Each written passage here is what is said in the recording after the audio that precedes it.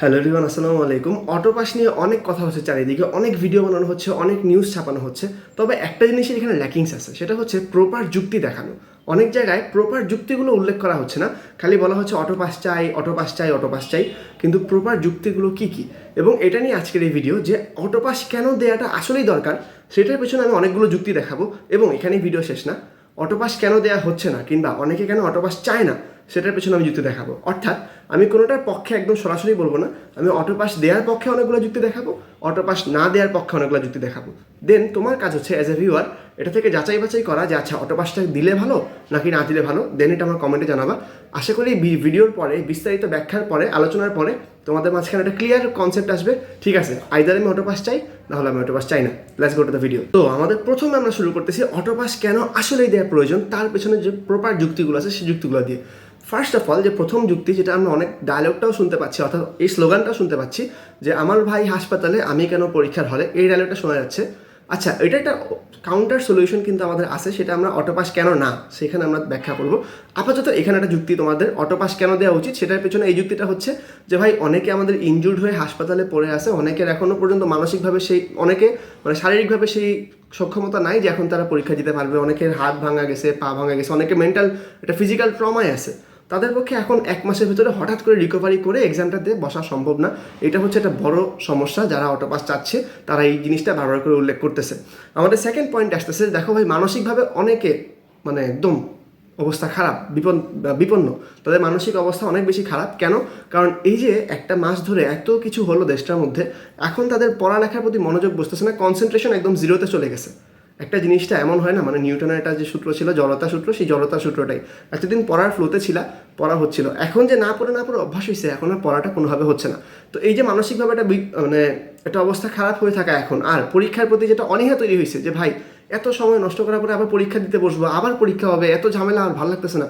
এই জিনিসটা নিয়ে অনেকে দাবি তুলতেছে যে ভাই মানসিকভাবে আমরা অনেক বেশি বিপর্যস্ত, পরীক্ষা দেওয়ার মতো মানসিকতা, মন মানসিকতা আমাদের এক ফুটাও নেই, আমরা পরীক্ষাতেই বসতে চাই না। আরেকটা যে 3 নম্বর যে পয়েন্টটা অটোপাস যারা চায় তারা উল্লেখ করছে যে ভাই আমাদের প্রচুর পরিমাণে সময় নষ্ট হচ্ছে।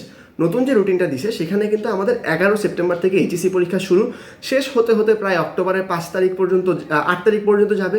দেন আমাদের প্র্যাকটিক্যাল শেষ হবে 23 তারিখে, তারপরে রেজাল্ট বের হওয়া প্রায় ডিসেম্বরের কাছাকাছি কিন্তু চলে যাবে রেজাল্ট বের হইতে। তার মানে আমাদের অনেক সময় নষ্ট হচ্ছে। আমাদের সেই জুনের 30 তারিখ শুরু হয়েছিল, পরে July, August, September, October, November, and result বের হইতে ডিসেম্বর, প্রায় 6টা মাস শুধু এইচএসসির পেছনে আমাদের চলে যাচ্ছে। সেই ক্ষেত্রে আমরা অলরেডি কোভিডের কারণে 1 বছরের মতো পিছানো, অলরেডি অনেকটুকু পেছানো। দেন আমাদের আবার এইচএসসি একবার পেছাচ্ছে, আবার পেছাচ্ছে, বারবার করে পেছাচ্ছে, এটা হজবরল অবস্থা। তার মধ্যে আবার রেজাল্ট দিতে দিতে এত বেশি পেছানো হবে যে আমাদের লাইফ থেকে কিন্তু প্রায় 1 থেকে 1.5 বছর চলে যাচ্ছে, কোভিড, এসএসসি এবং এইচএসসি মিলায়। তো এই পয়েন্টটাও যারা অটোপাসে তারা বারবার করে উল্লেখ করছে যে ভাই আমাদের প্রচুর পরিমাণে সময় নষ্ট হচ্ছে, আমাদের জীবনের যে গতি ছিল এবং সবার সাথে যে আমাদের একটা কম্পিটিশন ছিল সেটা কিন্তু আমাদের এখন কমে আসতেছে। ইভেন সব ক্ষেত্রে ওরা অনেকে এটাও বলতেছে ভাই চাকরির বয়স তো বাড়বে না, অ্যাডমিশনের আগের টাইম তো বাড়বে না, সব কিছু মিলায় এখন যদি পরীক্ষা খালি পেছানোই হয় আমরা খালি লসেই পড়বো, এর থেকে ডিরেক্ট অটোপাস দিয়ে অ্যাডমিশন এক্সামগুলো নিয়ে নেওয়া ভালো। এটা হচ্ছে আমাদের যুক্তি। আসি যে যারা অটোপাস চায় তারা কোন কোন সলিউশনে আসতেছে। তো এখানে একটা পার্থক্য আছে, অটোপাস এবং সাবজেক্ট ম্যাপিং দুইটার মাঝে ডিফারেন্স আছে। যারা অটোপাস চায় তারা এটা বলতে চাচ্ছে যে অটোপাসের যে সংজ্ঞা সেটা অনুযায়ী হচ্ছে যে মানে সব সাবজেক্টের রেজাল্টে তোমাকে পাস দিয়ে দেওয়া হবে, তুমি যা দিছো সেটাও আমলে নেওয়া হবে না, যা দাও নাই সেটাও আমলে নেওয়া হবে না, এটা এক প্রকার অটোপাস হয়ে যায়। তো অটোপাসটা এখানে মূল বিষয় না, মূল বিষয় হচ্ছে সাবজেক্ট ম্যাপিং করা। সাবজেক্ট ম্যাপিং বলতে আমরা যারা এক্সাম যেই কয়টা দিছি সেই কয়টার মার্কস অলরেডি কাউন্ট করা হবে এবং বাকিগুলা সাবজেক্ট ম্যাপিংয়ের মাধ্যমে, অর্থাৎ জেএসসি এবং এসএসসি থেকে মিশিয়ে মার্কস দেওয়া হবে। সাবজেক্ট ম্যাপিং কি এটা নিয়ে দুইটা লাইন বলে রাখি। সাবজেক্ট ম্যাপিং হচ্ছে তোমার জেএসসি এসএসসি মার্কস মিলিয়ে দেওয়া। কিছু কিছু ক্ষেত্রে আগে দেখা গেছে যে করোনার টাইমে জেএসসি থেকে 25%, এসএসসি থেকে 75% মিলায় একটা মার্কস দিছিল এবং পরবর্তীতে আরেকবার অটোপাসের যখন সম্ভাবনা আসছিল এবং হয়েছিল তখন আবার শুধু এসএসসি থেকে মার্কস দিছে। সোজা কথা হচ্ছে কোনটা থেকে কত পার্সেন্ট নিবে সেটা যদিও নিশ্চিত করে বলা যাচ্ছে না, তবে সাবজেক্ট ম্যাপিং মানে এসএসসি এবং জিএসসি কিংবা শুধু এসএসসি থেকে মার্কস নিয়ে একটা সুন্দর করে মানে নতুন করে একটা মার্কস সৃষ্টি করা, এটা হচ্ছে আমাদের সাবজেক্ট ম্যাপিং। তো যারা অটোপাস চায় তারা বলতেছে ভাই সাবজেক্ট ম্যাপিং করো, অর্থাৎ আমরা যে এক্সামগুলো দিছি সিলেট বোর্ড, মাদ্রাসা বোর্ড, কারিগরি বোর্ড বাদে বাকি সবগুলো বোর্ড 6টা করে এক্সাম দিছে, তারা বলতেছে 6টা এক্সাম থাকুক, বাকি এক্সামগুলো আমাদেরকে সাবজেক্ট ম্যাপিংয়ের মাধ্যমে দাও, অর্থাৎ এসএসসি জিএসসি থেকে দাও। এখানে আবার কিছু প্রবলেম আছে। অনেকে বলে যে সাবজেক্ট ম্যাপিং করলে একদিক দিয়ে জিনিসটা ঠিক থাকে, কারণ যারা ভালো স্টুডেন্ট বা যারা পড়ালেখাটা সত্যিকারে করছে তারা কিন্তু আমাদের ক্ষেত্রে প্রথম পরীক্ষাগুলো সুন্দর করে দিছে, ভালোভাবে দিছে, এবং পরেরগুলো যদি অটোপাস দেওয়া হয় প্রথম পরীক্ষাগুলোর রেজাল্টের ভিত্তিতে তোমার পক্ষে ভালো স্টুডেন্ট খারাপ স্টুডেন্ট পার্থক্য করা, পৃথকীকরণ করা সহজ। আবার যারা পরীক্ষাগুলো প্রথম দিকে খারাপ দিয়েছে তারা বলতেছে ভাই না অটোপাস দাও, এসবের ভিত্তিতে তুমি এগুলো রেখে রেখে দিও না, অটোপাস দাও, সব কিছু এসএসসির মধ্যে থেকে দাও। বুঝতে পারছো, এখানে আবার দুইটা ভাগ হয়ে গেছে। তো রিসেন্ট একটা ঘটনা শোনা গেল যে গতকালকে আন্দোলনের ক্ষেত্রে যখন আন্দোলন হচ্ছিল তখন সমন্বয়করা আসছিল, শোনার কথা বলতেছি, আমার কাছে প্রপার প্রুফ নাই, আমি যেহেতু ফিজিক্যালি যাই নাই, শোনার কথা বলতেছি। তো ওখানে আন্দোলনকারীরা গেছিলেন, সেখানে নাকি শিক্ষার্থীরা দুইটো ভাগে ভাগ হয়ে গেছে, কেউ বলে অটোপাস, কেউ বলে শর্টভাবে পরীক্ষা নেওয়া হোক, কেউ বলতেছে অটোপাস দাও, কেউ বলে শর্টভাবে পরীক্ষা নেওয়া হোক। এটা নিয়ে দ্বন্দ্ব লেগে গেছে। সমন্বয়করা নাকি বলছেন যে অটোপাস তো দেওয়া সম্ভব না, শর্টভাবে পরীক্ষা নেওয়া সম্ভব। শর্টভাবে পরীক্ষা নেওয়া সম্ভবটা মানে কি বোঝাচ্ছে সেটা আমরা অটোপাস কেন না যে পার্টটা আছে সেই পার্টে আলোচনা করবো। এখানে এখন আমাদেরকে স্পষ্টভাবে এটা বোঝা হলো যে অটোপাস কি আর সাবজেক্ট ম্যাপিং কি। তাই অটোপাস করে হয়তো খুব একটা রেজাল্ট আসবে না, যেই পরীক্ষাগুলো দেওয়া হয়েছে সেগুলো নিয়েই মানে সেগুলো রেখে বাকিগুলো সাবজেক্ট ম্যাপিং করার সম্ভাবনাটা অনেক বেশি। তবে এখানে একটা প্রশ্ন চলে আসে, সিলেট বোর্ড, কারিগরি বোর্ড এবং মাদ্রাসা বোর্ড তারা কি দোষ করলো? তাদের তো আবার সাবজেক্ট ম্যাপিং করতে হইলে তোমার বাকি 4টা মানে ওরা দিছে 3টা, তো বাকি আরও যে এক্সামগুলো আছে সেটা তো ওদের সাবজেক্ট ম্যাপিং করতে হবে এসএসসি জিএসসি থেকে, তখন কিন্তু আবার সমতা থাকে না। কারণ অন্যান্য বোর্ডগুলো তোমার এইচএসসি পরীক্ষাতে মার্কস আসতেছে, আবার সিলেট বোর্ডে 3টা পরীক্ষা দিছে, বাকি 4টা যে পরীক্ষা আছে মানে যেগুলো ঢাকা বোর্ড ওরা দিছে বাট সিলেট বোর্ড দেয় নাই, তাদেরটা আবার জেএসএসসি থেকে আসতেছে, তখন কিন্তু সমতা হচ্ছে না। তো এখানে আবার কিছু ঝামেলা আছে। তো এটা গেলে আমাদের অটোপাস কেন দেওয়া প্রয়োজন সেটা, এবং অটোপাসের শিক্ষার্থীরা কী চাচ্ছে সেটা। এখন অটোপাস কেন দেয়া প্রয়োজন না এবং কেন দিলে কী কী সমস্যাগুলো হতে পারে তার পক্ষে যুক্তিগুলো কী কী, এই পার্ট এখন আমরা দেখবো। এর পক্ষে আমাদের যুক্তিগুলো গেল, এখন অটোপাসটা কেন দেয়া প্রয়োজন না কিংবা দিলে কী কী সমস্যা হতে পারে তার পক্ষে যুক্তিগুলো কী কী। প্রথমত সবচেয়ে বড় যে সমস্যাটা সেটা হচ্ছে, দেখো আমরা অনেকে এবার এইচএসসি পরীক্ষা বা ইন্টার ফার্স্ট ইয়ারে উঠে পড়াশোনা অনেক ভালো করে শুরু করছি। কেন?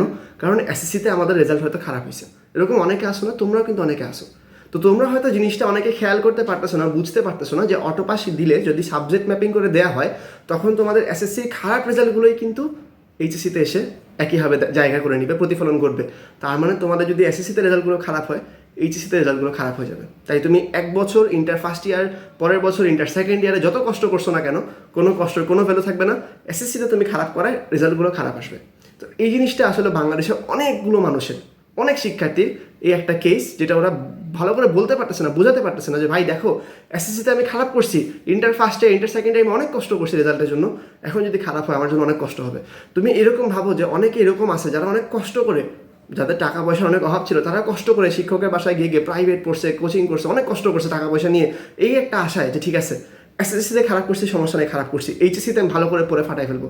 তারা যখন দেখবে ভাই এত কিছু কষ্ট করার পরে, এত খরচ করার পরে এখন এসে দেখতেছি পরীক্ষাটা হইলো না, আমার এসএসসি মার্কস বসাই দিছে, তার জন্য কতটুকু কষ্টের সেটা একটু বুঝবা। তো এইটা হচ্ছে অটোপাস না হওয়ার পক্ষে একটা কারণ, সেটা অবশ্যই অনেকটুকু যৌক্তিক। যেমন অটোপাস দেওয়ার যুক্তিগুলো ছিল, এটাও কিন্তু অটোপাস না দেওয়ার যুক্তিগুলো কিন্তু অনেক সলিড। অনেক ক্ষেত্রে যেটা 2020 ব্যাচ নিয়ে হয়েছিল যে অটোপাস নিয়ে খোঁচা খাওয়া লাগে, এবং এটা আমিও খাইছি। আমাদের যে এসএসসিতে দিছিলাম, এসএসসিতে যখন আমরা শর্ট করে পরীক্ষা দিছিলাম তখনই আমি অনেক খোঁচা খাইছি, ভাই তুমি 8টা থেকে 3টা দিয়ে পাস করছো, তোমার লাভ কি, তোমার বেল কি, তোমার ভ্যালু কি। আমাকে এরকম করে অনেকে বলছে, অনেকে বলছে ভাই তুমি অটো পাশে আসছো, মানে আমাদের যে সিনিয়র ব্যাচটা ছিল করোনার টাইমে ওনাদেরকে অনেকে খোঁচা দিচ্ছে তুমি অটো পাশে আসছো। হ্যাঁ, এইটার পেছনে অনেক লজিক আছে যে খোঁচাটা দেয়া কেন ভ্যালিড না। কারণ দেখো অটোপাস যে ভালো করে পড়ছে সে যেমন অটোপাস পাইছে, যে খারাপ করে পড়ছে সেও কিন্তু অটোপাস পাইছে। অটোপাস শুধু যে মানে ভালো তাও কিন্তু না। দেখো যারা ভালো করে পড়ছে, যারা অনেক ভালো পাওয়ার কথা ছিল মার্কস 90 95, তারা পাবে 85 86, তারা কি খারাপ করেনি? তো অটোপাস জিনিসটা সবসময় যে ভালো করে এমন না, যারা একটু কম পড়ালেখা করছে তাদের জন্য ভালো, যারা বেশি পড়ালেখা করছে তাদের জন্য খারাপ। তাই মানে অটোপাস পেয়ে পাস করছো, অটোপাসে পাস করছো, ছি লজ্জার বিষয়, সেটা এরকম না। তুমি যদি নিজে থেকে ভালো করে পড়ালেখা করে থাকো, তোমার প্রতি তুমি কনফিডেন্ট থাকতে পারো, ঠিক আছে আমি পড়ছি, আমাকে অটোপাস দিয়েছে, তো কী হয়েছে, আমি মার্কস আরও বেশি পাওয়া কথা ছিল, আমাকে মার্কস কমাই দিছে, আমার লাভ হয় না, আমার ক্ষতি হয়েছে। তুমি এরকম উল্টা রিপ্লাই দিতে পারো। আচ্ছা, যে স্লোগানটার কথা বলেছিলাম যে আমার ভাই পরীক্ষার হলে আমি কেন হাসপাতালে, সেটার একটা ব্যাখ্যা অটোপাস যারা চায় না তারা দিয়েছে। তাদের ব্যাখ্যাটা কি আমরা বলি, দেখো তারা বলতেছে ভাই যারা হাসপাতালে আসে সংখ্যা কিন্তু অনেক বেশি না, তুলনা করলে সংখ্যা এতটাও বেশি না, সংখ্যাটা মোটামুটি তুলনামূলক কম, তাদের জন্য একটা বিশেষ ব্যবস্থা করা হোক। আমাদের যারা অটোপাস চায় না তারা বলছে তাদের জন্য, যারা হাসপাতালে এখন পর্যন্ত সিক অবস্থায় আছে, শারীরিকভাবে অক্ষম অবস্থায় আছে পরীক্ষা দেওয়ার মতো, তাদেরকে একটা ব্যবস্থা করা হোক আলাদাভাবে, স্পেশালভাবে। তাদেরকে কোনো ক্ষতি করা হবে না, তাদেরকে অটোপাস দেওয়া হোক, তাদেরকে সুন্দর করে মার্কস দেওয়া হোক, তাই বলে গণহারে যেন অটোপাস দেওয়া না হয়। এটা হচ্ছে যারা পরীক্ষা চায় না তাদের পিছনে যুক্তি। আরেকটা যুক্তি অটোপাস যারা চায় না তারা দেয় যে আমরা যদি অটো পাস নিয়ে নিই কিংবা আমরা যদি সাবজেক্ট ম্যাপিংয়ের মাধ্যমে এসএসসি পরীক্ষার মার্কসগুলো নিই, সেক্ষেত্রে আমাদের বাইরে স্কলারশিপের জন্য কিছু প্রবলেম হবে। এবং হ্যাঁ, প্রবলেমগুলো হয়, বিভিন্ন সিনিয়র ভাইয়েরা এটা বলছেন যে অটো পাস দিলে ইউনিভার্সিটিগুলো প্রপার লেভেলের মানে ম্যাপিং করতে পারে না, প্রপার লেভেলের অ্যানালাইসিস করতে পারে না যে ঠিক আছে স্টুডেন্টটাকে আসলেই ভালো কি না। কারণ ধরো তুমি বায়োলজিতে ধরো ইন্টার ফার্স্ট ইয়ারে তুমি ম্যাথমেটিক্স কিচ্ছু পারো না, তোমাকে একটা বোর্ড অটো পাস দিয়ে নিয়ে গেল, তো অটো পাসে তোমার এসএসসির 100 থেকে মার্কস দিয়ে তোমাকে 95 দিয়ে দিল এইচএসসিতে। তো ভার্সিটি একটা বাইরের দেশের কি দেখলো যে ঠিক আছে এই ছেলেটা বাংলাদেশে 95 পেয়ে আসছে, তাকে তুমি নিয়ে নাও, তো ভার্সিটিতে তোমাকে নিয়ে গেলো। তুমি এইদিকে আবার ম্যাথস কিছু পড়ো না ইন্টার ফার্স্ট ইয়ারে, ইন্টার সেকেন্ড ইয়ারে, তোমাকে নিয়ে ওরা ম্যাথমেটিক্সে সিএসসিতে ভর্তি করে দিল। তো বাইরের ভার্সিটি তুমি এমআইটিতে পড়তেছো, অনেক ভালো মার্কস পাইছো অটো পাসের কারণে, গিয়ে তুমি দেখো তুমি কোনো পড়া বুঝতেছো না, তখন জিনিসটা কেমন হইলো? তো ইউনিভার্সিটির কাছে বাংলাদেশের একটা যে মূল্য সেটা কমে গেল না? তো অটো পাস দেয় কিন্তু এটা একটা বড় ঝামেলা। তাই অনেক শিক্ষার্থী চায় আমি সত্যিকারের যোগ্যতাতে যাচাই করি, যেন বিদেশি কোনো ইউনিভার্সিটি যদি আমাকে স্কলারশিপ দিতে চায় তারা আমাকে ট্রাস্ট করতে পারে, আমার প্রসেসটাকে ট্রাস্ট করতে পারে, আমার সিস্টেমটাকে ট্রাস্ট করতে পারে, এবং আমার যে মানে যে মূল্যায়ন করার যে পদ্ধতি সেটাকে ট্রাস্ট করতে পারে। তাই অনেকে বলে যে ভাই অটো পাস দেওয়ার কোনো দরকার নেই। এখন আমরা আসি যে অটো পাস যারা চায় না তারা কি সলিউশন চায়। একটা সলিউশনে সবাই মোটামুটি এগ্রি করে, মানে অটো পাস যারা চায় তাদের পক্ষে ওই সলিউশনটা আছে, অটো পাস যারা চায় না তাদের পক্ষে ওই সলিউশনটা আছে। সেটা কি? সেটা হচ্ছে শর্ট পার্কের পরীক্ষা নেওয়া। শর্ট টার্মের পরীক্ষা তোমরা দিছো, মানে আমিও দিয়েছি, সেটা হচ্ছে এসএসসি 22-এ আমরা যেরকম পরীক্ষা দিলাম তখন আমাদের কিন্তু 8টা থেকে 5টা সৃজনশীল, 8টা থেকে 3টা সৃজনশীল দেওয়া লাগতো। এইচএসসির ক্ষেত্রেও 8টা থেকে এখন 5টা দেওয়া লাগে, যদি শর্ট করে নেয় তাহলে 8টা থেকে 3টা দেওয়া লাগবে। সেটার মধ্যেও একটু যুক্তি আছে, সেটাতে তাও কিন্তু পরীক্ষা দিয়ে পাস করতেছো। অনেকে এটা চায়, অনেকে এটা চায় না, এটা অবশ্যই ঠিক আছে। তবে যেটা বলতেছি, অটো পাস যারা চায় না তাদের মধ্যে একটা সংখ্যক পার্টি চায় ঠিক আছে পরীক্ষাটা এইভাবে করে নেওয়া হোক, আরেকটা সংখ্যক পার্টি চায় না ভাই এসব কিচ্ছু না, ফুল এক্সামগুলো নাও, যেগুলো আগে গেছে, এখন যেগুলো এক্সাম নেক্সট রুটিন দেওয়া হচ্ছে সেই এক্সামগুলো নাও। ওরা এই যুক্তিটা দেয় যে ভাই 1 মাস বন্ধ এখন দেওয়া হচ্ছে, প্রায় 25 দিনের মতো বন্ধ দেওয়া হয়েছে, এবং প্রত্যেকটা পরীক্ষা, সায়েন্সের পরীক্ষা যদি আমি বলি প্রায় 7 দিন করে মাঝখানে গ্যাপ আছে, তার মানে প্রপার প্রস্তুতি নেওয়ার সময় আছে। এটা হচ্ছে যারা অটো পাস চায় না ওদের মতামত। তাই ওরা বলতেছে পরীক্ষাটা নিলে আমাদের সবচেয়ে ভালো যাচাই হবে এবং সবচেয়ে ভালো মূল্যায়ন হবে। আমাদের যে বাইরের দেশের ভার্সিটি সেখানে আমাদের প্রপার মূল্যায়ন হবে, আমরা ট্রলের শিকার হবো না, এবং অনেকে যাদের এসএসসি রেজাল্ট খারাপ ছিল, যারা এইচএসসিতে অনেক পরিশ্রম করছে তারাও যথার্থ ফল পাবে, তারা জাস্টিস পাবে। এটা হচ্ছে যারা অটো পাস চায় না তাদের পক্ষে। তো অটো পাস যারা চায় তাদের পক্ষে কোন কোন পয়েন্টগুলো ছিল, এবং অটো পাস যারা চায় না তাদের পক্ষে যে পয়েন্টগুলো ছিল প্রত্যেকটাই আমি একে উল্লেখ করছি। আমি কারো পক্ষ নিচ্ছি না, আমি বলতেছি না ভাই অটো পাস দেওয়া প্রয়োজন, আমি বলতেছি না ভাই অটো পাস দিও না, এটা আমি একটাও এখনও বলতেছি না। আমি আগে দেখবো যে তোমাদের আসলে এই যুক্তিগুলো শোনার পরে আসলে কোনটা আসলে যৌক্তিক মনে হয়, অটো পাস দেয়া নাকি অটো পাস না দেয়া, সেটা তোমরা কমেন্টে জানাবো। তোমাদের কমেন্টের উপর নির্ভর করে ইনশাল্লাহ আমি নেক্সট ভিডিওগুলো জানাবো আর নেক্সট ভিডিওগুলো দিব। এবং তোমাদের যদি কোনো রকমের ভিডিও লাগে, অর্থাৎ তোমরা যদি পড়ালেখায় মনোযোগ বৃদ্ধি করতে না পারো, সেগুলো নিয়ে ভিডিও আছে, বিভিন্ন রকমের সাজেশন ভিডিও আছে, চ্যানেলে একটু ঘুরে ফিরে দেখতে পারো, সবগুলো ভিডিও মোটামুটি তৈরি করা আছে। কমেন্টে তোমাদের অন্য কোনো ভিডিও সাজেশন থাকলে জানাতে পারো, তোমাদের মতামত জানাতে পারো। Thanks for watching, bye bye.